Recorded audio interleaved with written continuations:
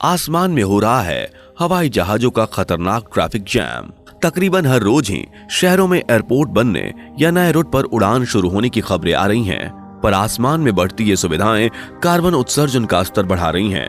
ये प्रदूषण पूरे पर्यावरण तथा हमारे ग्रह के लिए भी नुकसानदायक बन रहा है। हालांकि प्रदूषण के खिलाफ अंतर्राष्ट्रीय स्तर पर कई तरह के अभियान या मुहिम जारी है, जो सफल भी हो रहे हैं। लोगों में जागरूकता भी आ रही है, लेकिन फिर भी हालात चिंताजनक होते जा रहे हैं। हाल की खबरों पर बात करें तो अंतर्राष्ट्रीय उड्डयन संगठन ICAO ने चेताया है कि 2050 तक एयरलाइंस उत्सर्जन 300 से 700% तक बढ़ सकता है। कारण भी साफ है कि पिछले कुछ वर्षों में कम लागत वाली एयरलाइनों की शुरुआत के साथ हवाई यात्रा काफी किफायती वाली भी हो गई है। नए नए पैकेजों से लोगों को आकर्षित भी किया जाता है। सभी के लिए सुलभ बनता जा रहा उड्डयन उद्योग बहुत फल फूल रहा है। पर चिंता की बात यह है कि विमानों में प्रयोग होने वाले ईंधन जो भारी मात्रा में कार्बन डाइऑक्साइड छोड़ते हैं, बस यही कार्बन डाइऑक्साइड की उपस्थिति वातावरण की दुश्मन बनती जा रही है। तापमान में बढ़ोतरी, पानी की कम आपूर्ति तथा जलवायु परिवर्तन जैसे हालात पैदा करने की वजह बन रही है। यह भी सच है कि उड़ने तथा उतरने के दौरान भी हवाई जहाज 4 गुना तक जहरीली गैसों का उत्सर्जन करते हैं, और यदि रनवे पर जाम हो तो नीचे तथा ऊपर दोनों ही जगह हवाई जहाज चालू रहने से भी प्रदूषण तेजी से फैलता है, क्योंकि इस दौरान विमान का इंजन चालू रहता है तथा उसका ईंधन जलता रहता है। बात यह भी चिंता की है कि एयरपोर्ट पर चलने वाली ज्यादातर गाड़ियां भी डीजल चालित होती हैं, जो भारी मात्रा में वातावरण प्रदूषित करती हैं। कोविड-19 का प्रभाव कम होते ही दुनिया भर में एविएशन इंडस्ट्री तेजी से बढ़ रही है। वैश्विक management consulting firm McKinsey and Company ने एक अनोखा सर्वे किया है, जिसमें उन्होंने विभिन्न देशों में 5,500 लोगों की राय जाननी चाहिए। यात्री फ्लाइट के लिए जो प्रश्नावली भराई गई थी, उसमें उन बातों का जिक्र था जिसमें कार्बन उत्सर्जन 6ठे नंबर पर था। इसके नतीजे चौंकाने वाले आए हैं। 54% यात्री चाहते हैं कि हवाई सफर में कार्बन उत्सर्जन न हो। 40% लोगों ने कहा है कि वे ऐसी उड़ान जो कार्बन उत्सर्जन न हो उसके टिकट के लिए 2% अधिक खर्च करने को तैयार हैं। 30% लोगों ने कहा कि पर्यावरण को बचाने के लिए वे अपनी हवाई यात्रा कम करेंगे। स्पेन में जहां 60% यात्रियों ने कहा कि वे कार्बन न्यूट्रल उड़ानों के लिए अधिक रकम चुकाने को तैयार हैं, वहीं भारत में ऐसे यात्री की संख्या महज 9% रही तथा जापान में 2% पर। भारत की स्थिति दूसरे देशों से बेहतर है। जनसंख्या के लिहाज से भारत दुनिया का दूसरा सबसे बड़ा देश है, लेकिन हवाई अड्डों की बात करें तो भारत अन्य देशों से बहुत पीछे है। भारतीय विमानपत्तन प्राधिकरण की वेबसाइट के अनुसार भारत में 487 हवाई अड्डे हैं, जिसमें अंतर्राष्ट्रीय, सिविल, घरेलू सारे शामिल हैं।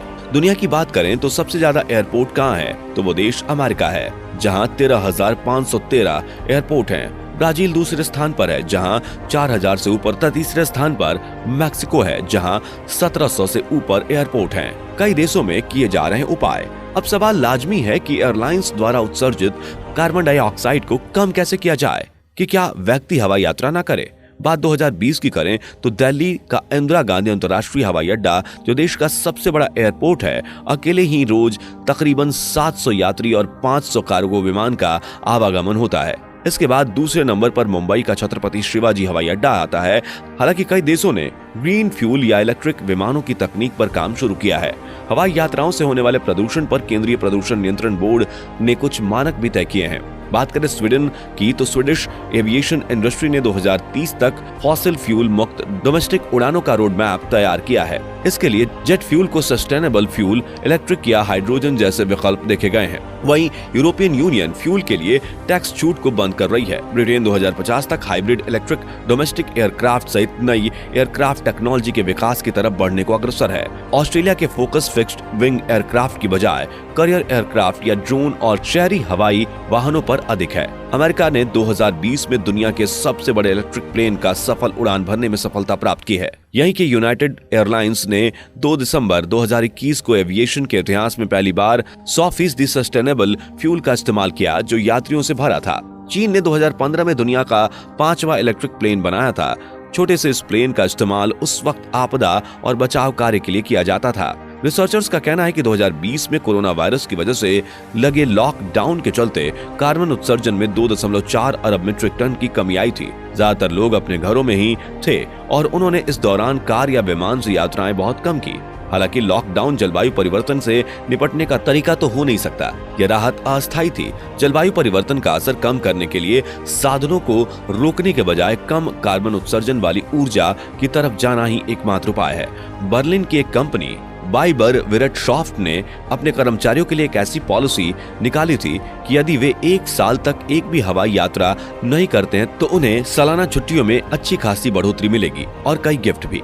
इस तरह स्वीडन में एक आंदोलन शुरू हुआ जो अब पूरे यूरोप में प्रमुख आंदोलन बन गया है। इस आंदोलन का नाम है फ्लाइंग शेम, यानी लोगों को विमानों के बजाय अन्य साधनों से यात्रा करने के लिए प्रोत्साहित करना है। ऐसे में चौंकाने वाला एक तथ्य यह भी सामने आया है कि इस आंदोलन में 37% लोगों ने खुलासा किया कि वे अब विमान की बजाय ट्रेन में यात्रा करना पसंद करेंगे। वेल दोस्तों, अगर आपको हमारी आज की यह वीडियो पसंद आई हो तो वीडियो को लाइक करें और हमारे चैनल सुपर फैक्ट हिंदी को सब्सक्राइब जरूर करें ताकि हम आपके लिए रोजाना ऐसी जानकारियां लेकर आते